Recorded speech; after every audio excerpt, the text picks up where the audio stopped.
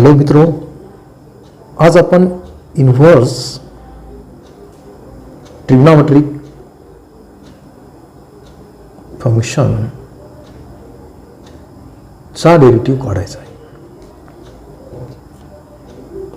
Theorem, if y is equal to f of x is a differentiable किंवा डेरिवेबल function of x such that the inverse function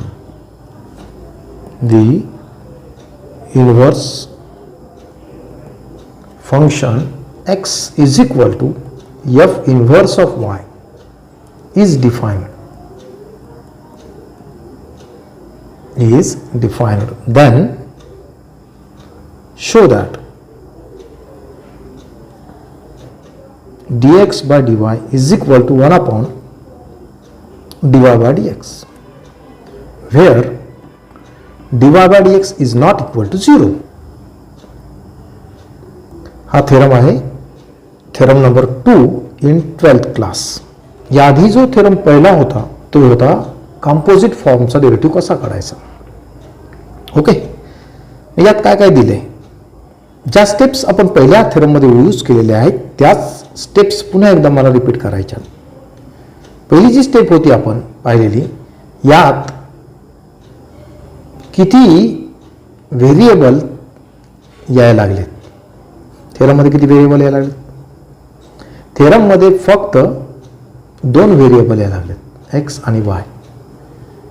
दोन्ही variable change व्हायला लागलेत आणि त्यांचा change जो आहे तो आपण गृहीत धरतो. प्रूफमध्ये पहिली step consideration, let delta y and delta x be the increments in y and x respectively. Delta y हा y मधला बदल आहे, डेल्टा x हा x मधला बदल आहे. ओके, त्यानंतर आपण लिहित होतो सेकंड स्टेपला दिलेलं जे स्टेटमेंट आहे त्याला आपण मॅथमॅटिकल फॉर्ममध्ये लिहित होतो. आता इथं काय दिले पहा बरं, y is equal to f of x दिला आहे, म्हणजे याचा अर्थ y ची व्हॅल्यू x मध्ये आहे. जसं की y is equal to sine x. इथं हा साइन एफ आहे, f is a sine function, f is a log function, y is equal to log x, right? y is equal to e to the power x, e to the power is a f of x. म्हणजे y ची value मला x मध्ये दिली, याचा अर्थ y चा derivative with respect to x ने मिळतो हे मला दिलेलं आहे की y is a differentiable function of x. पहिल्यांदा स्टेटमेंट लिहितो मी, काय दिलं होतं मला, y is differentiable function of x, म्हणजे y चा derivative with respect to x ने मिळतो, एक्झिस्ट होतो. आणि याच टर्मला लिबनिझच्या नोटेशन मध्ये limit of delta y by delta x tends to 0 असंही लिहिता येईल. याला आपण म्हणतो मॅथमॅटिकल फॉर्म या स्टेटमेंटचा. आणखी एक स्टेटमेंट दिलं पहा तुम्हाला, कुठलं स्टेटमेंट आहे की x is f inverse of y is define. असं सुद्धा एक्झिस्ट होत आहे की x ची व्हॅल्यू ही y मध्ये, इथं y ची व्हॅल्यू x मध्ये, इथे x ची व्हॅल्यू y मध्ये. ओके, म्हणजे उलट यायला लागलो आपण की जसं इथं जर मला सांगितलंय की y is equal to log x, तर हा लॉग या साईडला आला तर e to the power y is equal to x, म्हणजे x ची व्हॅल्यू कशात आली, y मध्ये. आणि हे केव्हा पॉसिबल होत आहे, ज्या वेळेस हे दोन फंक्शन एकमेकांचे इन्व्हर्स असतात त्यावेळेस. मग x is equal to f inverse exist, म्हणजे x चा derivative with respect to y न मिळतो आणि त्यालाच लिबनिझ मध्ये limit of delta x by delta y tends to 0 असं लिहिता येईल. ओके, या 2 स्टेप झाल्यानंतर या स्टेटमेंटचा अर्थ आपण मॅथमॅटिकल फॉर्ममध्ये लिहून घेतला. आता दिलेलं इक्वेशन जे आहे आपल्याला जो दाखवायचं आहे की हा फॉर्म दाखवायचा आहे, याची लेफ्ट साईड घेऊत आणि याला कन्वर्ट करत राईटला आणूत. ओके, लेफ्ट साईड काय दिली मला, LHS derivative of x with respect to y exist. Okay, perfect derivative आहे. याला लिबनिझच्या फॉर्ममध्ये limit of delta x by delta y tends to 0 असं लिहिता येईल. ठीक आहे. आता या ठिकाणी लक्षात ठेवा की हा जो आहे हे डिव्हिजन आहे या दोघांमध्ये, आणि ज्या वेळेस डिव्हिजन ऑपरेशन असतं त्यावेळेस मला हा रूल माहिती आहे की या 2/3 ला मला 1/3/2 लिहिता येतं. ओके, कारण हा एक रेशो आहे आणि या 2 व्हॅल्यू इक्विव्हॅलेंट आहेत. मग हाही रेशो आहे, या रेशोला मला या टाईपच्या फॉर्ममध्ये लिहिता येतं का? कसं लिहिता येईल? Limit delta y tends to 0 याला लिहिता येईल मला 1 divided by delta y by delta x. चालेल. आता इथं 2 टर्म झाले, हा न्यूमरेटरला 1 आहे आणि डिनॉमिनेटरला हा रेशो आहे. आणि लिमिटच्या प्रॉपर्टीनुसार मला लिमिट सेपरेट लिहिता येतं. Limit of 1 delta y tends to 0 divided by limit of delta y by delta x आणि delta y tends to 0. Okay, पण मला माहिती आहे की 1 ही टर्म कॉन्स्टंट आणि कॉन्स्टंटचं लिमिट तेच असतं 1 ला 1.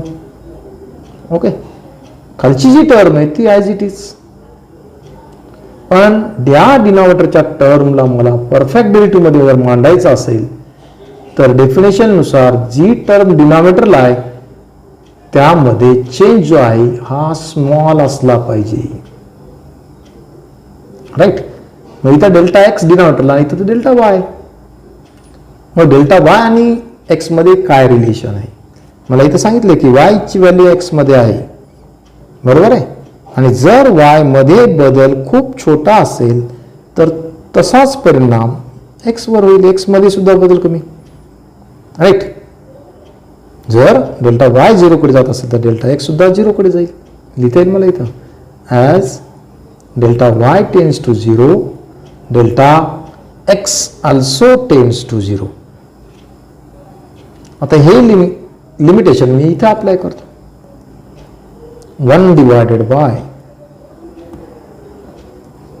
Limit of delta Y by delta X आणि delta X tends to 0 delta वायच्या ऐवजी डेल्टा एक्स यूज केला. आणि ही टर्म काय झाली आता मला परफेक्ट फॉर्ममध्ये लिहिता येईल डेरिव्हेटिव्हच्या. Derivative of Y with respect to X. Okay, आणि लेफ्ट साईड काय होती? Derivative of X with respect to Y. म्हणजे मला हा रिझल्ट सहज मांडता आला. पहा काय केलं आपण. पहिल्यांदा इन्क्रिमेंट घेतले, 2च व्हेरिएबल आहेत, 2 इन्क्रिमेंट घेतले. नंतर 2 स्टेटमेंट दिले, त्या 2 स्टेटमेंटचा अर्थ लिहिला. वाय डिफरन्शियल फंक्शन वायचा डेरिव्हेटिव्ह मिळतो, एक्सची व्हॅल्यू वाय मध्ये म्हणजे एक्सचा डेरिव्हेटिव्ह मिळतो. मग लेफ्ट साईड घेतली, लेफ्ट साईड आहे dx बाय dy, याला लिमिटमध्ये लिहिले म्हणजे लिबनिझच्या फॉर्ममध्ये. हा रेशो असल्यामुळे मला याला असंही मानता येईल. लिमिट सेपरेट केलंय आणि त्यामुळे मला ही टर्म परफेक्ट डेरिव्हेटिव्हमध्ये मानता आली. ओके, आहे अडचण? इथे आणखी हा इन्व्हर्स फंक्शन बद्दल आठवा. इन्व्हर्स फंक्शन काय असते? F function A to be आहे, हे डोमेन आहे, बी को डोमेन आहे. आणि हे फंक्शन जर 1 1 आणि ऑन टू असेल तरच याचा इन्व्हर्स मिळतो. याचा अर्थ कोणत्याही फंक्शनला इन्व्हर्स असतोच असं नाही. त्यासाठी फंक्शनला कंडिशन आहे ते फंक्शन 1 1 ऑन टू असलं पाहिजे. 1 1 लाच दुसरा शब्द इंजेक्टिव्ह आणि ऑन टू ला सुरुजेक्टिव्ह म्हणतात. लक्षात राहू द्या, कारण काही वेळेस हे शब्द वापरतात ॲडव्हान्समध्ये किंवा मेनमध्ये गेलात आणि बोर्डमध्ये असेल तर तुम्हाला 1 1 ऑन टू म्हणतात जनरली. तर दोन्हीचा अर्थ एकच आहे हे मात्र विसरू नका. मग असं फंक्शन याचा अर्थ काय आहे? 1 1 फंक्शनमध्ये एक एक्झाम्पल घेतो म्हणजे लक्षात येईल. हे डोमेन आहे, 1 2 3 4 आणि एक फंक्शन घेतो मी square, right. B is codomain. A चा स्क्वेअर फंक्शन आहे स्क्वेअर, 1 चा स्क्वेअर 1 म्हणजे 1 ची इमेज 1 आहे, 2 चा स्क्वेअर 4, 3 चा स्क्वेअर 9, 4 चा स्क्वेअर 16. ओके. आता यामध्ये हे सगळ्या टर्म ज्या आहेत त्या कुणाशी तरी रिलेटेड आहेत. मग जेव्हा याला आपण व्हॅल्यू म्हणतो, जर कोडोमेनमधल्या सगळ्याच्या सगळ्या व्हॅल्यू असतील किंवा कोडोमेनमधले प्रत्येक एलिमेंटला एकच प्री इमेज असेल तर त्यावेळी त्या फंक्शनला 1 1 फंक्शन म्हणायचं. ओके. आणि दुसरी गोष्ट सांगितली आपल्याला ऑन टू. ऑन टूचा अर्थ हा जो कोडोमेन आहे, राईट. या कोडोमेन मध्ये जर बिना व्हॅल्यूचे एलिमेंट असतील तर इथं जर आणखी 25 असेल तर 25 ही कोणाची व्हॅल्यू आहे? इकडे एखादा प्री इमेज आहे का त्याची? नाही. म्हणजे हा एक्स्ट्रा आहे. आणि जेव्हा एक्स्ट्रा असतात त्यावेळेस ते फंक्शन ऑन टू नसतं, राईट. आणि ऑन टू नसेल तर त्याचा इन्व्हर्स फंक्शन मिळत नाही. म्हणून कंपल्सरी कुणाचा इन्व्हर्स मिळतो? जर फंक्शन 1 1 ऑन टू किंवा इंजेक्टिव्ह आणि सुर्जेक्टिव्ह असेल तर त्याचा इन्व्हर्स मिळतो.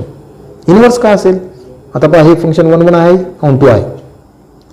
मग याचा इन्व्हर्स एफ जो आहे त्याचा इन्व्हर्सला आपण असं डिनोट करतो, F inverse from B to ए.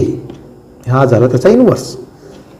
फंक्शनमध्ये ए टू बी चाललो आपण आणि त्याचा इन्व्हर्स मिळत असेल तर बी टू ए. म्हणजे हा कोडोमेन डोमेन व्हायला लागला आहे आणि डोमेन हा कोडोमेन व्हायला लागला आहे. ओके. म्हणजे माझा ॲरो बदलला, इथे ए डोमेन आहे, बी कोडोमेन आहे. आता बी डोमेन घेतो आणि ए कोडोमेन घेतो, ॲरो बदलतो. तर यांच्यामध्ये काय रिलेशन होतील पहा बरं. तर आपण काय म्हणणार आहेत? असं म्हणत नाहीत आपण की 1 चा स्क्वेअर 1 इथपर्यंत ठीक आहे. 4 चा स्क्वेअर 1 म्हणतो का आपण? 2 म्हणतो का? 9 चा स्क्वेअर 3 होईल का? 16 चा स्क्वेअर 4 होईल का? नाही. कारण इथे आता उलट चाललो आपण.